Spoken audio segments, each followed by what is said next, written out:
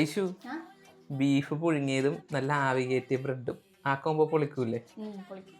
മിക്സിയുടെ ജാറിലേക്ക് പച്ചമുളക്, വെളുത്തുള്ളി, കുരുമുളക്, ഇഞ്ചി, വേപ്പില, മല്ലിയിലയും കൂടി ഇട്ടിട്ട് നന്നായിട്ട് അരച്ചെടുക്കാം. കുക്കറിലേക്ക് കഴുകി ക്ലീൻ ചെയ്ത് വെച്ചേക്കണം ബീഫ് ഇട്ട് കൊടുക്കാം. വേപ്പില, മല്ലിയില, പാകത്തിന് ഉപ്പ്, അടിച്ചു വെച്ചേക്കണ പേസ്റ്റ്, ആവശ്യത്തിന് കുരുമുളക് പൊടി, പാകത്തിന് വെള്ളവും കൂടെ ഒഴിച്ചിട്ട് നമുക്കൊന്ന് തിരുമ്മിയെടുക്കാം.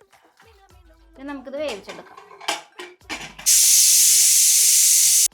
ബീഫ് എന്ത് വന്നിട്ടുണ്ട് കേട്ടോ. ഇതിലേക്ക് പാകത്തിന് പച്ച വെളിച്ചെണ്ണ കൂടെ ഒഴിച്ചിട്ട് മിക്സ് ചെയ്തെടുക്കാം. വേവിച്ച ബീഫും ആ ഗ്രേവിയോടുകൂടി നേരെ നമുക്ക് ബ്രെഡിൻ്റെ പുറത്തേക്ക് ഒഴിക്കാവേ. നമുക്ക് എന്തായാലും കഴിച്ച് നോക്കാം ഗൈസ്.